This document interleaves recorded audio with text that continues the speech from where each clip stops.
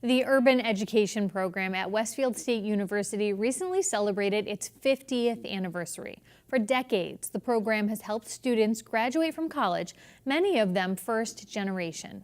Carolee McGrath sat down with the Dean of Undergraduate Studies, Christina Swaidan, the Director of Urban Education Azanda Seymour, and Westfield State student Raylynn Kauila to learn more. Well, Urban Education was founded 50 years ago by Gus Chrysanthopoulos, a biology professor at Westfield State University, and members of our Board of Trustees.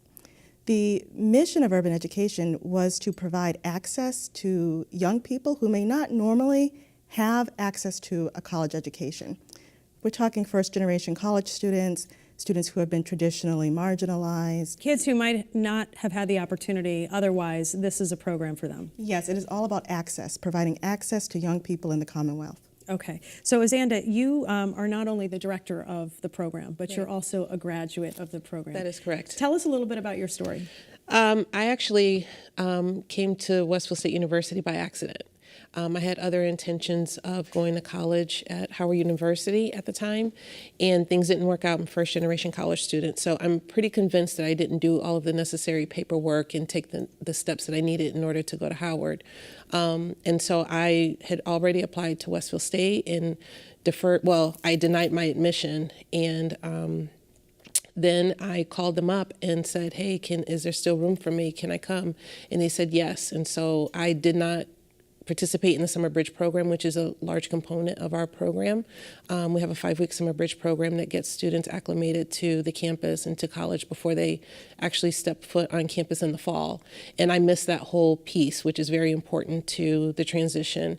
And so I just came into Westfield in the fall and affiliated with the program, and I've been with them ever since. And I actually went with intentions of transferring, but because of the support and the connections that I made there, I decided to stay at Westfield State. And explain a little bit more about how the program works with the summer bridge program, right, and when students are supposed to be applying for this. Mm-hmm. Students start applying during their senior year. It's part of the application process, so they just check us off on the application. It's really for students who are interested in trying to learn what college is about before they actually step foot on campus, so it's to assist with their transition. And they just check us off, and then the admission office will review their application. And then when the application is completed, the application is sent to the staff for review. We interview all of our students because we want to make sure that we're a good fit. We want to make sure that we can provide the support that students need, as well as students wanting to put in the work that's necessary. Summer Bridge is a condensed semester. It's 5 weeks. A traditional semester is 15 weeks. So it's a lot of work in a short period of time, as Raylynn is over here laughing. Right. So if they don't like it then. Right. But it really is a way for students to kind of see what college is all about before they get to campus. And our students have an advantage. Once the fall comes, they've already immersed themselves into the campus and they're familiar with the expectations of being a college student. Okay. So it's an important part of our process. So Raylynn, tell us a little bit about your story. You're a senior now. You're in the midst of finals. Tell us how this all came about for you. So I didn't know if I wanted to go to a four-year school. I was kind of set on going to STIC or HEC, getting my associates, and then maybe moving on. But both of my parents had gone through Urban Ed, and they're like, hey, do this, it's okay. Because I was really nervous about stepping foot onto a campus. It was such a huge community. I've only ever been to 2 schools in my entire life before this. So I was really just anxious about being on a campus, living on campus, just being surrounded by people that I didn't know. Because at Central, I had such a good support system. If I was stressed with the class or having a hard time, I could go to one of my coaches or to another guidance counselor and just cry to them if I was stressed out. And I was just I'm not gonna have this if I go to a school. But then they pushed me towards Urban Ed, and I'm so thankful, because if I didn't have this support system, I would not know what to do after these stressful 4 years. And here you are, a senior, so and just thriving and doing so well. So congratulations for that as well. So both of your parents were graduates of this program? So they matriculated through the summer. They had me their sophomore year, so they didn't finish out the program. They both went back to school. My mom graduated from Elms in 2008, and then my dad just graduated from Regent in Virginia last summer. So they started there. They didn't finish there, but they started. Them, right? Yeah. That's great. And so tell us a little bit about your future plans. My future plans? I want to teach middle school, high school, so the secondary level for physical education. I do that mostly because I also coach at the high school level, so the times line up. What do you coach? Volleyball. Oh, okay. Freshman girls volleyball at Central.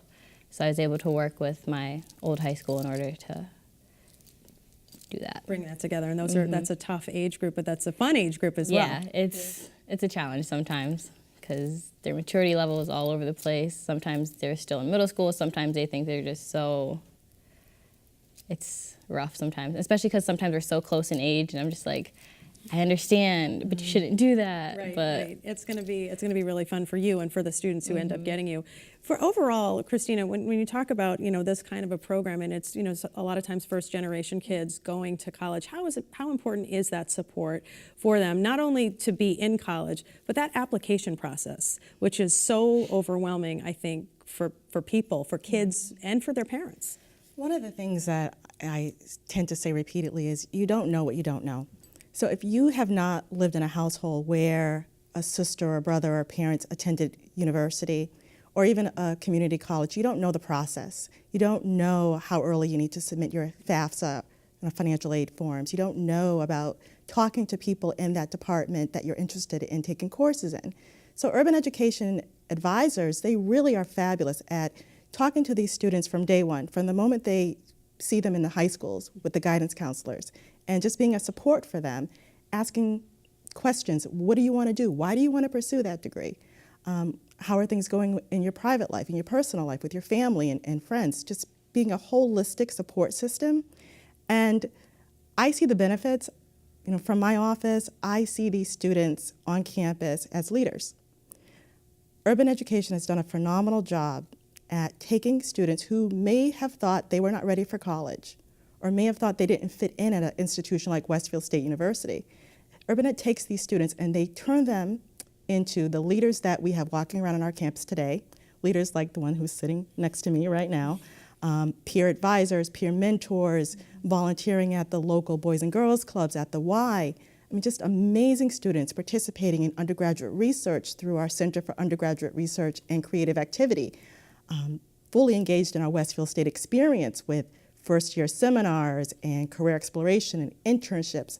They are a part of our campus in a way that I would love to see duplicated across this Commonwealth, because this program is all about inclusion and access, and under the leadership of Azanda Seymour, I've really just seen it flourish, and I'm so excited about it.